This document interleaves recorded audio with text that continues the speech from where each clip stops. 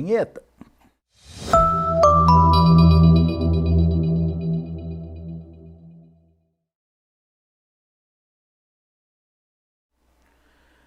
Muito bem, para falar desse mercado, entender o que está acontecendo, está aqui comigo Isabela Cavalcante, analista de pecuária lá da Agrifato. Seja bem-vinda, Isabela, obrigado por mais uma vez estar aqui conosco e nos ajudando a entender esses momentos da pecuária brasileira. Queria começar com essa questão dessa movimentação, principalmente no mercado físico. A gente já viu aí o próprio mercado futuro se mexendo na última semana. Essa semana também dá para dizer que teve movimentações positivas no mercado futuro, mas a gente tem visto que essa reação dos preços também começou a ficar presente aí no mercado físico. O que dá para a gente afirmar nesse momento aí em relação à precificação da arroba e o que está acontecendo? Seja bem-vinda, Isabela. Muito obrigada, é um prazer estar aqui.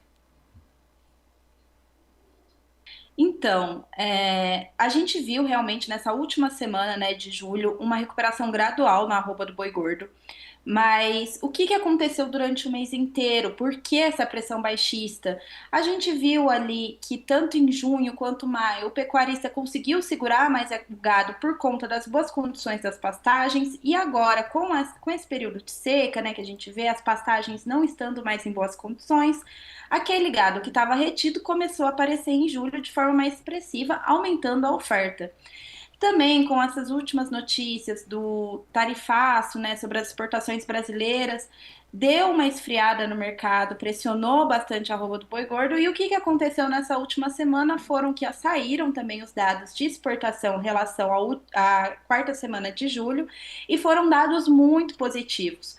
O que fez com que o mercado futuro ficasse mais otimista também. Então, alguns contratos ali para o final do ano voltaram a subir, né? E a última semana e meia aí de julho, a gente viu uma recuperação gradual da arroba do boi gordo, muito incentivada por esses resultados do mercado externo. A gente vê também que provavelmente, tanto no mercado físico quanto no futuro, encontra-se já um fundo, né, desses preços.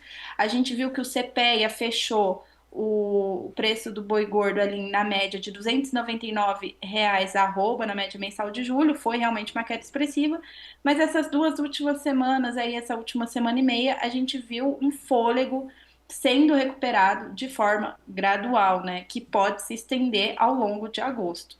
É, você trouxe essa percepção do mercado futuro, das exportações, enfim, e a gente tem discutido também essa questão do início de mês e que os frigoríficos acabaram se preparando aí para esse início de mês.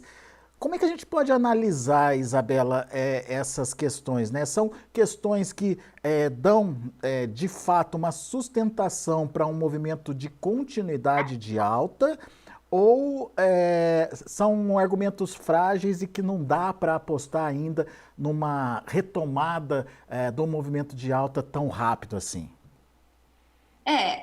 Eu acho que é uma análise que precisa ser feita com cautela, né? Porque são vários fatores. Quando a gente analisa o mercado externo, a gente vê sim uma demanda expressiva. Na última semana ali, a gente viu embarcadas 71 mil toneladas de carne bovina in natura.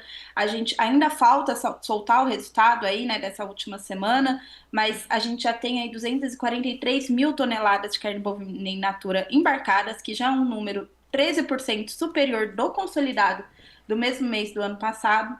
Então, a gente vê sim o mercado externo em bons ritmos. Então, mesmo com essas notícias das tarifas, a gente vê que nós ainda estamos tendo bons volumes enviados, né?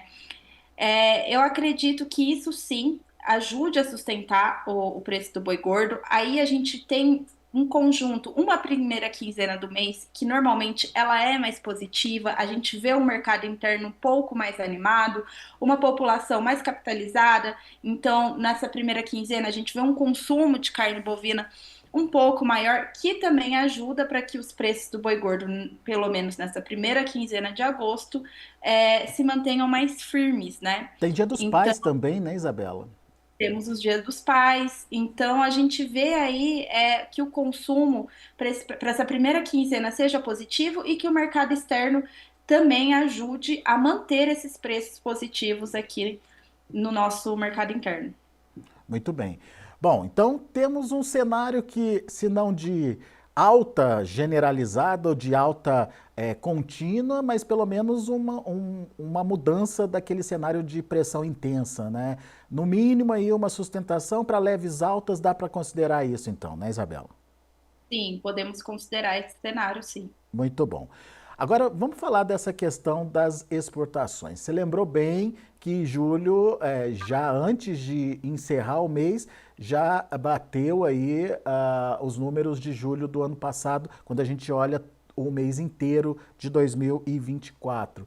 É, a dúvida é, ainda temos a participação dos Estados Unidos nessa contagem, e daí a partir de agosto a falta dos Estados Unidos pode ficar mais evidente nos números, ou essa condição da exportação já está superada, os frigoríficos que exportavam para os Estados Unidos já estão remanejando suas carnes, enfim, o que vocês têm ouvido aí na Agrifato sobre essa situação e o que dá para esperar em termos de movimentação das exportações para agosto?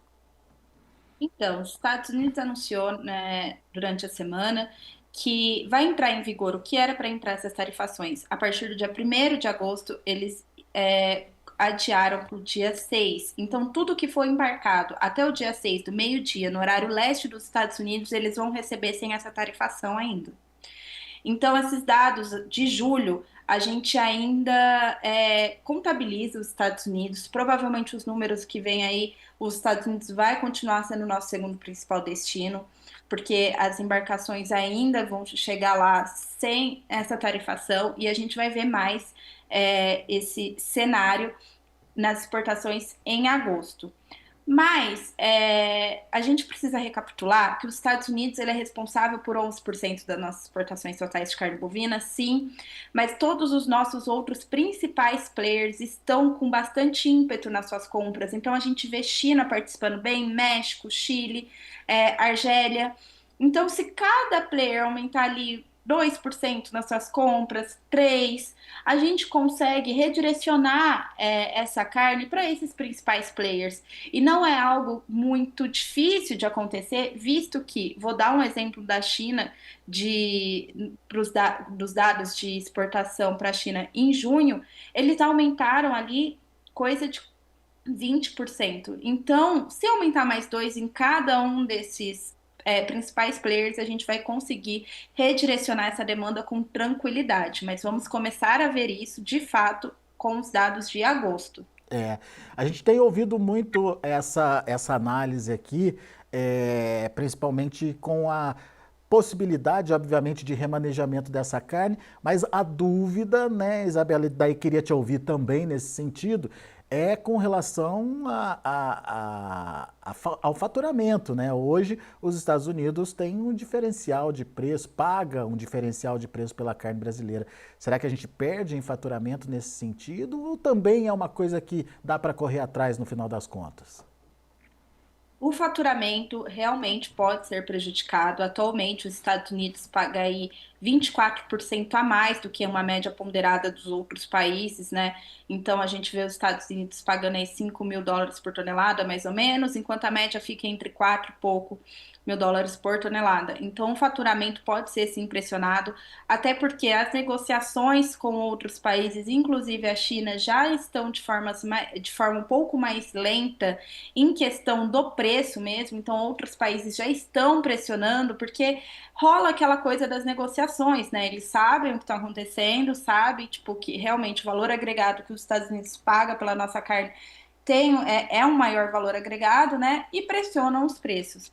Mas o faturamento com certeza pode sentir mais essa pressão baixista do que o volume. Com ao longo dos meses, isso pode ser sim retomado, mas também de forma gradual.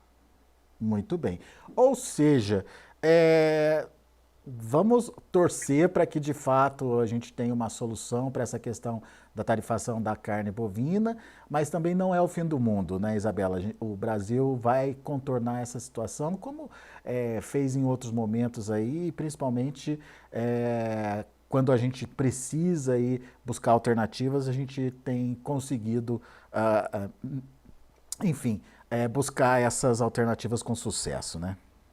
Sim, esperar. Os Estados Unidos e o Brasil parecem estar começando a entrar em algum tipo de negociação. Alguns produtos saíram dessa lista da tarifação. A gente vê aí citros, né, castanhas. Então, esperar que essa crise diplomática possa ser cessada ao longo dos meses, né, em algum acordo. É isso aí. Muito bem. Isabela, obrigado, viu, pela participação, obrigado pelos esclarecimentos e volte sempre. Muito obrigada, eu que agradeço. Tchau, pessoal. Até a próxima.